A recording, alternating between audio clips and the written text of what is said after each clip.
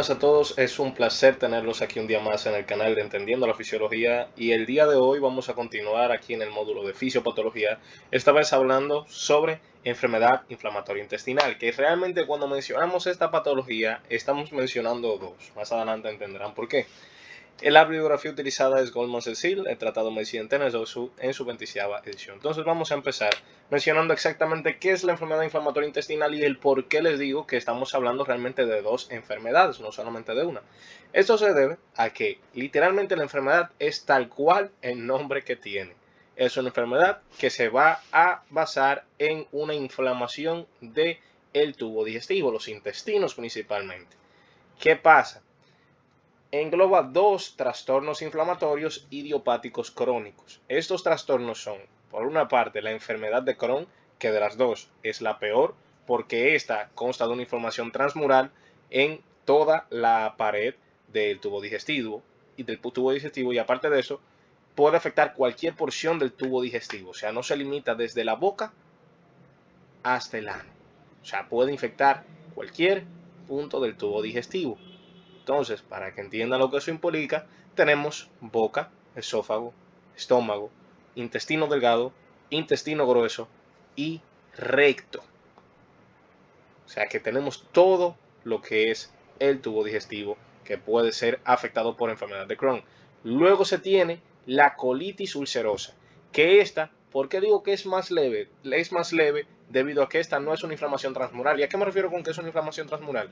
Cuando digo que es una inflamación transmural, eso implica que toda la capa del tejido entérico se está viendo afectado. La muscular de la mucosa, toda la superficie está afectada. En colitis ulcerosa no, solamente la capa mucosa es la que está afectada. Entonces esa pequeña capa mucosa, pues entonces es la que va a tener sus inconvenientes. Por ende los desenlaces son menos graves que en la enfermedad de Crohn. Pero es bueno recordar que todos estos van a tener características endoscópicas e histológicas reconocibles que van a ser clave para el diagnóstico y poder diferenciar una u otra. Y lo principal suele ser esos hallazgos endoscópicos que se podrán observar. Entonces, definiendo cada una por separado, tenemos la enfermedad de Crohn. Como ya mencioné, es una enfermedad inflamatoria, va a ser crónica, al igual que la colitis ulcerosa, que esta en ese caso afecta todo el tubo digestivo o cualquier parte del mismo, no necesariamente afectarlo todo al mismo tiempo. Se va a localizar principalmente en ilion y colon, estas van a ser las zonas principales de afectación en la enfermedad de Crohn, o las que mayores probabilidades tienen donde se manifiesten los signos de dicha enfermedad, de esa inflamación, y es transmural, como ya dije. El hecho de que sea transmural hace que lleve a desenlaces peores como fístulas, estenosis y abscesos. Dentro de los síntomas abdominales que dicha patología puede llevar, se encuentra diarrea, realmente sería mejor disentería, lo mejor que podría mencionarles, pérdida de peso, fatiga y el hecho de que pueda afectar tanto a la boca como al ano, eso le permite poder generar llagas bucales y también enfermedad perianal. Ahora, por otro lado, la colitis ulcerosa, esta, que no lo mencioné más hace un momento, solamente va a limitarse a dos zonas, que son el colon, el intestino grueso, y al recto. No vamos a ver una colitis ulcerosa en la boca. No vamos a ver una colitis ulcerosa en el intestino delgado, porque esta se limita a colon y recto. ¿Qué pasa con esta también? En enfermedad de Crohn, los puntos de inflamación pueden saltearse. Es decir, viendo esta pequeña imagen, vamos a suponer que, digamos que tenemos aquí inflamación por parte de la enfermedad de Crohn, pero podemos tener un segmento que no la tenga, y luego aquí otro que sí, y luego aquí otro que no, y luego aquí otro que sí, y entonces así. Tenemos puntos salteados de inflamación. Eso puede ocurrir en Crohn. En colitis ulcerosa no. Si hay inflamación aquí, no vamos a encontrar un parche de inflamación por aquí arriba. La inflamación es continua, o sea que si vamos a encontrar este segmento inflamado, es este segmento que va a estar inflamado. No vamos a encontrar otro aquí salteado. Es una forma localizada. Como ya dije, va a afectar la capa más interna, que es la parte que tiene que ver con la mucosa. Y entonces eso genera úlceras que pueden llegar a sangrar y generar disentería también. También va a generar dolor abdominal, urgencia para defecar, fiebre o pérdida de peso. Entonces, recordando una vez más, ¿cuáles son las diferencias clave entre enfermedad de Crohn y colitis ulcerosa? Localización. Colitis ulcerosa se limita a colon y recto. En Crohn vemos que puede afectarse todo el tubo digestivo, pero con predominancia en ilion y recto, me parece que había mencionado. Ilion y colon, perdón, mil disculpas. En ilion y colon. En enfermedad de Crohn hay que saber el tipo de inflamación, que va a ser una inflamación que afecta a todo nivel transmural. En colitis ulcerosa, solo la mucosa. Por otra parte, las consecuencias o desenlaces de cada una es que en enfermedad de Crohn se tienen consecuencias a raíz de esta inflamación transmural, como estenosis y abscesos y fístulas. En colitis ulcerosa rara vez ocurre complicaciones. ¿Por qué? Porque es una inflamación que es a un nivel muy superficial para generar consecuencias al nivel que Crohn podría hacerlo. Entonces vamos a conocer un poco la epidemiología de esta enfermedad. En cuanto a los países donde principalmente se ve, en un inicio era exclusiva de países desarrollados, pero debido a dietas modernas y demás, se ha visto expandida a más zonas como Norteamérica y Europa Occidental, siendo estos los lugares de mayor incidencia registrada. De hecho, en otros países más, como Asia, Medio Oriente y América Latina, con el paso de los años, a raíz de eso mismo que mencionaba de la dieta, se ha visto un aumento en la incidencia de esta patología, cualquiera de estas dos. Países como Canadá y Estados Unidos tienen una incidencia de 20 casos por cada 100.000 habitantes en cada año, y en Europa hay variaciones regionales. Escandinavia y Reino Unido presentan tasas altas, mientras que en Europa este muestra un crecimiento reciente. Entonces, en América Latina la incidencia es menor, pero está en aumento. Y explicándoles un poco lo de la dieta, miren por qué está en aumento en todos esos países que, o sea, en un inicio, por eso antes eran esos países desarrollados y ahora los en vías de desarrollo. Se debe a que en un inicio los estilos de dieta que se llevaban en esos países desarrollados era lo que tenían acceso a múltiples productos, los cuales eran cargados de sal o que básicamente tenían la disponibilidad de utilizar sal en amplias cantidades, y la disponibilidad de fuentes de grasa.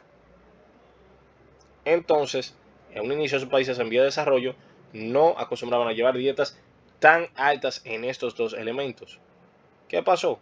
Con la modernización y adaptación de dietas internacionales. ¿A qué me refiero con dietas internacionales? Comidas rápidas. O sea, es decir, una unificación en el tipo de comida que se suele consumir con mayor frecuencia entre jóvenes principalmente a nivel mundial. Porque no es un misterio que mediante más cadenas de comida rápida van haciéndose más y más famosas y más revuelo tienen, pues entonces se ha unificado un poco el estilo de comida que jóvenes principalmente suelen tener, basándose esencialmente en comidas rápidas. No estoy quitando de sobre la mesa que dietas típicas no pueden ser supercargadas de sal y grasas, como por ejemplo la de mi propio país, en República Dominicana, pero sí es cierto que a nivel mundial se ha visto este cambio de patrones de enfermedades que quizás antes solamente afectaban a países que tenían de por sí dietas típicas con este tipo o no dietas típicas solamente, sino el acceso a ese tipo de recursos de poder utilizar abundantes cantidades de sal y grasas. Todo este tipo de consecuencias que esas personas en específico presentaban, países desarrollados, se han extrapolado a los países en vías de desarrollo. Se debe a esa adaptación o modernización de los estilos alimentarios, que lamentablemente, por más modernización que sea, es un deterioro hacia la salud. Y es evidenciable por todas las consecuencias e incidencias aumentadas que en múltiples enfermedades se ven. Pero bueno, en eso se basa, porque ese consumo de este tipo de dietas aumenta el riesgo de desarrollar enfermedades inflamatorias intestinales, mucho más entre jóvenes, entre 15 y 35 años. Pero, importante saber que esto no se limita a estas edades, o sea, puedes tener 60 años y se te puede diagnosticar con esto. Saber que en el caso de la colitis ulcerosa hay predominancia femenina, pero en Crohn hay ligera, no es tanta como en la colitis ulcerosa la diferencia, en Crohn hay ligera predominancia masculina. Entonces, esta, como ya mencioné, va a deberse mucho a varios factores. Los principales realmente son genéticos. Pero, ¿qué pasa? Se ha demostrado que la epigenética tiene muchísimo que ver con ese tipo de patologías. Y ahí es que entra todo lo que venía mencionándole de las dietas.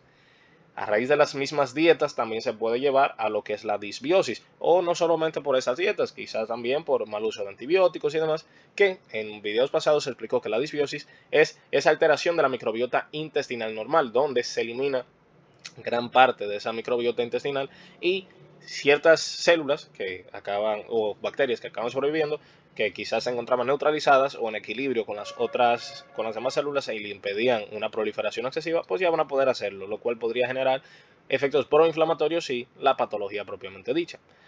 También es importantísimo saber que las limitantes diagnósticas y tratamiento son una barrera, la cual ha hecho que lo sea más riesgoso el padecer estas enfermedades, porque quizás para el paciente pues simplemente tenga un pequeño dolor de estómago, cuando quizás sí es un signo de alarma, mucho más si estamos hablando, por ejemplo, de enfermedad de Crohn. Entonces, antes de mencionar las fuentes etiológicas de estas dos patologías, realmente hay que entender que no existe, o no se conoce más bien, no que no existe, no se conoce como tal un desencadenante específico para enfermedad inflamatoria intestinal. Es una enfermedad, como prácticamente todas, porque realmente se ha demostrado que una enfermedad no tiene un único agente causal o un único componente que lleva a la causa de la enfermedad, pero esta es de características entonces multicausales, entrando a que puede existir una predisposición genética, una desregulación inmune o una desencadenante ambiental. Desencadenante ambiental es esa parte de la epigenética, la dieta, los hábitos y demás. La dieta principalmente. Entonces, dentro de la genética, vamos a ver que se ha demostrado por varios estudios que hay bastante concordancia, teniendo que entre el 5 al 20% de los pacientes que tienen enfermedad intestinal en su familia existen antecedentes a la patología, sabiendo también que entre familiares de primer grado, a comparación con la población general, tienen del 10 al 15%, 10 a 15 veces más chance de desarrollar la patología. En las tasas de concordancia se vio que en gemelos idénticos es de un 50%, en hermanos del 0 al 3% y en familiares de primer grado del 5 al 10%.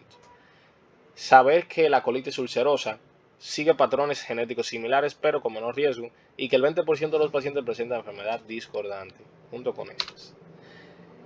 A nivel de los locus y genes asociados se han identificado más de 200, 30 específicos para Crohn, 20 específicos para colitis ulcerosa. Y quise traerles algunas cuantas alteraciones específicas que mencionan en esa bibliografía sobre esto. Empezando por el NOT2 y el CAR15. Eso se encuentra en el cromosoma 16, en el brazo corto 12. Básicamente, estos son expresados en lo que son las células de Panet y macrófagos de células y células dendríticas. Y eso básicamente van a detectar el dipéptido murámilo en bacterias gram positivas. Esto activa el factor nuclear kappa B, que es un factor que en pocas palabras fomenta la respuesta proinflamatoria.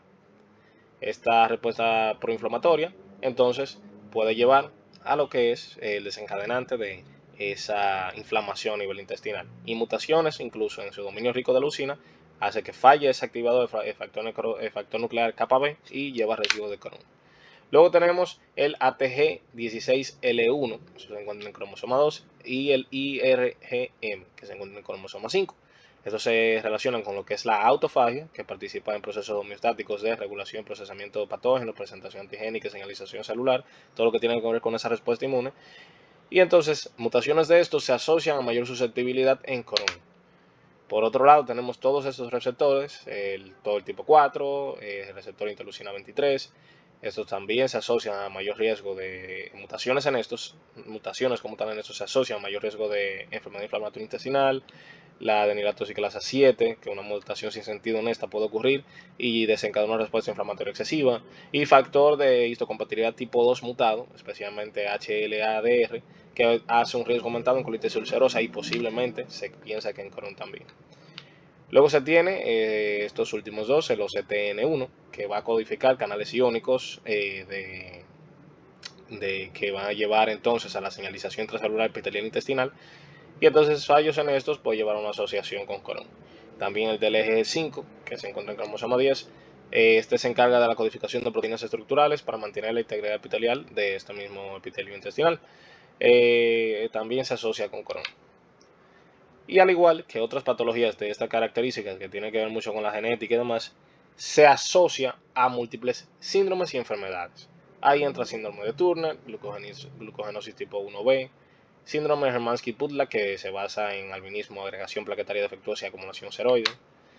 Y a todas estas enfermedades más también se le atribuye posible desarrollo de enfermedad inflamatoria intestinal: espondilitis anquilosante, psoriasis, atopia, eczema, sprue celíaco, fibrosis quística, colangitis esclerosante primaria, esclerosis múltiple, enfermedad tiroidea autoinmunitaria, anemia hemolítica autoinmunitaria, cirrosis biliar primaria, miastenia gravis y síndrome de Cogan. Y podríamos mencionar más incluso.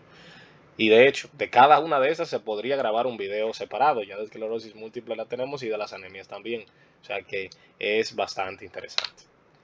Ahora vamos a hablar un poco de la fisiopatología, aunque no hay mucho que hablar de eso, porque al final del día es una respuesta inflamatoria descontrolada, que se va a basar en esos factores de riesgo que ya había mencionado, esos desencadenantes, ¿verdad?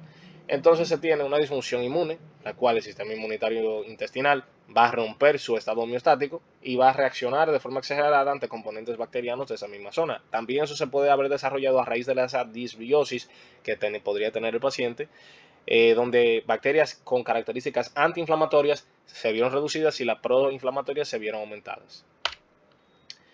Y un dato curioso que le traje, que está citado aquí en la bibliografía, es que el tabaquismo, a pesar de que este aumenta el riesgo y empeora el Crohn, la enfermedad de Crohn, se cree, no que se ha podido mostrar, pero se cree que parece proteger contra lo que es colitis ulcerosa. Pero para esto se necesitan más estudios para confirmarlo. Entonces vamos a ver con los métodos diagnósticos y el tratamiento. En cuanto a los métodos diagnósticos, se va a realizar una historia clínica y examen físico detallado, donde se debe evidenciar esos signos y síntomas que ya había mencionado: esa pérdida de peso, la fiebre, la disentería que va a referir al paciente. Se podrían notar masas abdominales y signos de malnutrición. Ya de forma confirmatoria en pruebas de laboratorio, en un hemograma podríamos ver anemia debido a ese sangrado. Marcadores inflamatorios estarían elevados, como proteína C reactiva y velocidad de eritrosedimentación. Se tendría un perfil hepático y renal para evaluar la función orgánica. Como marcador específico de inflamación intestinal está la calprotectina fecal. Y también se pueden realizar coprocultivos y serologías para descartar posibles infecciones que hayan generado eso, como por ejemplo por E. coli.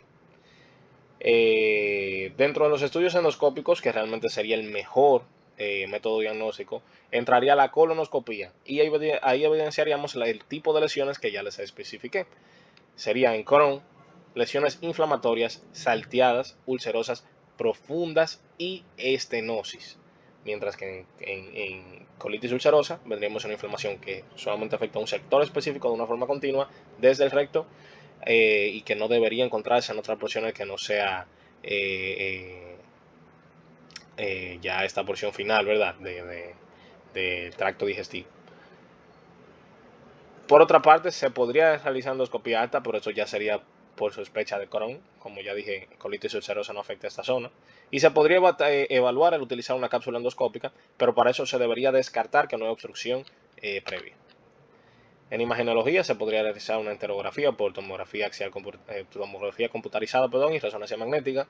Y también se podría realizar una resonancia magnética perianal, que es ideal para la enfermedad perianal por Crohn.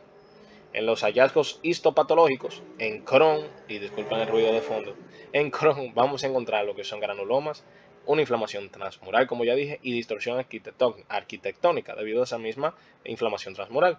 Ya en colitis ulcerosa se va a tener una inflamación que es bien superficial, puede haber criptitis, abscesos crípticos y pérdida de células caliciformes, todo lo que tiene que ver con esa capa mucosa, esa capa encargada de generar esa mucosa. Y aquí en el tratamiento se va a parecer mucho a un esquema de tratamiento para cualquier trastorno inflamatorio de características autoinmunitarias, donde se puede aplicar corticosteroides, inmunomoduladores, se puede tener una terapia biológica, inhibidores de vía JAK-STAT, se puede utilizar cirugía de ser necesario, y se debe realizar un manejo integral con varias ramas. Entra nutrición para mejorar la dieta y eso, evitar recaídas, psicología y una vigilancia endoscópica constante. Así que nada, eso fue todo por el video de hoy. En la próxima entrega nos vemos con otra de las múltiples patologías crónicas que azotan el el mundo moderno, que es la hipertensión arterial. Enfermedad que desde siglo, o sea, ya en el siglo pasado afectaba aproximadamente a 800 millones de personas, pero pasando a este nuevo siglo, de 2000 para acá, en el 2019 se dató un valor el doble que el siglo pasado, o sea, 1.300 millones de personas afectadas por esta condición. O sea que realmente es un tema bastante importante. Así que nos vemos en la próxima clase y espero que hayan aprendido mucho.